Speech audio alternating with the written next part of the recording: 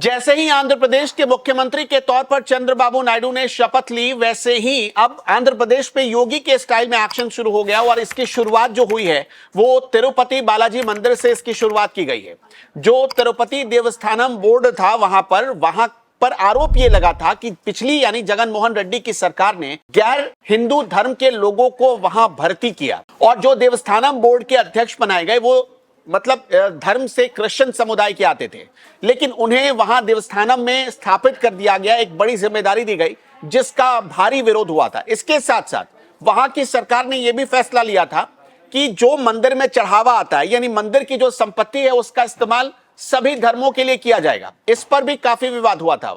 आपको यहां एक बात जाननी चाहिए कि जो तिरुपति बालाजी का मंदिर है वो सबसे अमीर, भारत के सबसे अमीर मंदिरों में से एक माना जाता है, जहां एक साल में करीब 3 करोड़ से ज्यादा श्रद्धालु आते हैं और उनके द्वारा जो चढ़ावा वहां चढ़ाया जाता है वो 1500 करोड़ रुपए से ज्यादा का होता है। मतलब कि राम मंदिर के पास जो चढ़ावा आता है उससे कहीं ज्यादा तिरुपति बालाजी मंदिर में चढ़ावा चढ़ाया जाता है। अभी पिछली सरकार में क्या हुआ था, जगनमोहन रेड्डी की सरकार में इस मंदिर में कुछ ऐसे लोग बैठे थे जो कि गैर हिंदू धर्म के थे और उनका कनेक्शन ईसाई धर्म से था। जो मंदिर की गाड़ियां मौजूद थी वही गाड़ियां हर रोज चर्च में भी जाया करती थी और इस पर कई लोगों ने, जो हिंदू धर्म के लोग थे, उन्होंने सवाल उठाए थे। एक आरोप यह भी लगा था कि मंदिर के पैसों का ज्यादातर इस्तेमाल ईसाई धर्म के लोग कर रहे हैं। लेकिन जैसे ही चंद्रबाबू नायडू ने मुख्यमंत्री की कुर्सी संभाली, उन्होंने 2 तगड़े फैसले लिए। पहला फैसला क्या कि जो जगनमोहन रेड्डी ने यह तय किया था कि एक फॉर्म निकाली गई थी, एक फॉर्म निकाला था जगनमोहन रेड्डी की सरकार ने, उस फॉर्म को भरने के बाद अगर आप गैर हिंदू हैं तो आप तिरुपति बालाजी मंदिर में जा सकते हैं, वहां बैठ सकते हैं, पूजा पाठ कर सकते हैं। उसमें बस आपको यह बताना होता है कि आप गैर धर्म के होकर क्यों तिरुपति बालाजी के मंदिर में जाना चाहते हैं, मतलब आपकी आस्था क्या है, श्रद्धा क्यों है, ये आपको बस बताना पड़ता था। एक फॉर्म भरिए और कोई भी आदमी तिरुपति बालाजी के मंदिर में जा सकता था। इस पर बहुत सालों से विवाद चलता आ रहा था। जैसे कि कोई भी गैर धर्म के लोग, अभी हाल ही में आपने देखा होगा कि सारा अली खान जब काशी विश्वनाथ मंदिर में गई थी तो काफी बवाल हुआ। इससे पहले इंदिरा गांधी को लेकर बवाल हो चुका है क्योंकि उनकी शादी एक पारसी परिवार में हुई थी, तो वो मंदिर जाती थी तब लोग सवाल उठाते थे। तो इसी तरह एक बार फिर से सवाल उठ रहा था। लेकिन जब चंद्रबाबू नायडू मुख्यमंत्री बने, उन्होंने 2 तगड़े फैसले लिए और उनका एकमात्र जो पहली जो लाइन थी उनकी, जो पहला उन्होंने फैसला लिया वो उन्होंने कहा कि ओम नमो वेंकटेश्वरा, यही मंत्र वहां पर चलेगा। अगर तिरुपति बालाजी के मंदिर में कोई जा रहा है तो उसे ओम नमो वेंकटेश्वरा ये कहना पड़ेगा।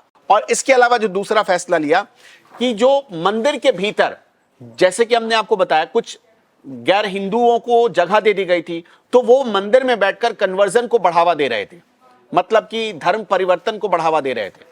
उनको भी आगाह कर दिया कि जो कन्वर्जन की घटनाएं सामने आ रही थी मंदिर के भीतर से, क्योंकि वहां संरक्षण मिल गया था उनको, और जो जगनमोहन रेड्डी थे वो खुद ईसाई धर्म को मानने वाले थे, तो कुछ लोगों का ये आरोप था कि ईसाई धर्म के होकर मंदिर के भीतर बैठकर लोगों को ईसाई में कन्वर्ट किया जा रहा है, कन्वर्जन हो रहा है। इस पर उन्होंने आपत्ति जताई थी, मतलब टीडीपी ने भी आपत्ति जताई थी और बाकी कई विरोधियों ने आपत्ति जताई थी, जिसके बाद ये सारा विवाद बहुत तूल पकड़ता चला गया था। और खासतौर पर आप जो वाईएसआर थी पार्टी, जो वाईएसआर कांग्रेस थी, उसने अपने एक विधायक को, जो क्रिश्चियन विधायक थे, उनको बिठा दिया था देवस्थानम बोर्ड में, तो इस वजह से भी बहुत सारा हंगामा खड़ा हुआ था। लेकिन अब चंद्रबाबू नायडू ने स्पष्ट तौर पर कह दिया है कि ना तो कोई गैर हिंदू समुदाय का मंदिर के बोर्ड में, देवस्थानम बोर्ड में बैठेगा, ना ही गैर हिंदू मंदिर में जाएगा और ना ही कन्वर्जन की घटनाएं मंदिर में बैठकर चलेगी। अगर ऐसा कोई करता पकड़ा जाता है या पाया जाता है, उसके खिलाफ कानूनी कार्रवाई की जाएगी, ये उन्होंने साफ तौर पर कह दिया।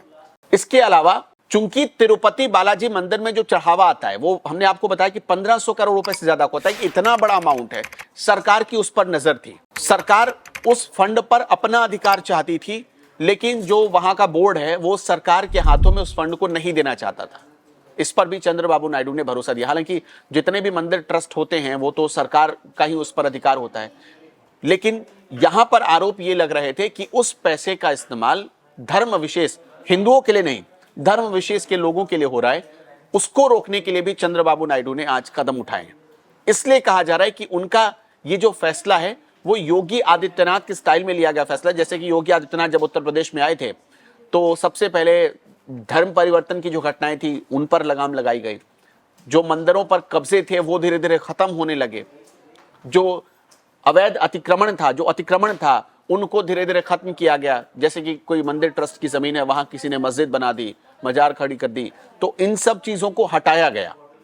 इसीलिए योगी आदित्यनाथ के स्टाइल में जब चंद्रबाबू नायडू ने फैसले, ताबड़तोड़ फैसले लिए और खासतौर पर तिरुपति बालाजी मंदिर में जो लोगों की आस्था है, पूरे देश की जो आस्था है, उसको ध्यान में रखते हुए जो फैसले लिए, उससे चंद्रबाबू नायडू की बहुत तारीफ हो रही है। आप उनके इस फैसले को कैसे देखते हैं, हमें कमेंट सेक्शन में बताइए।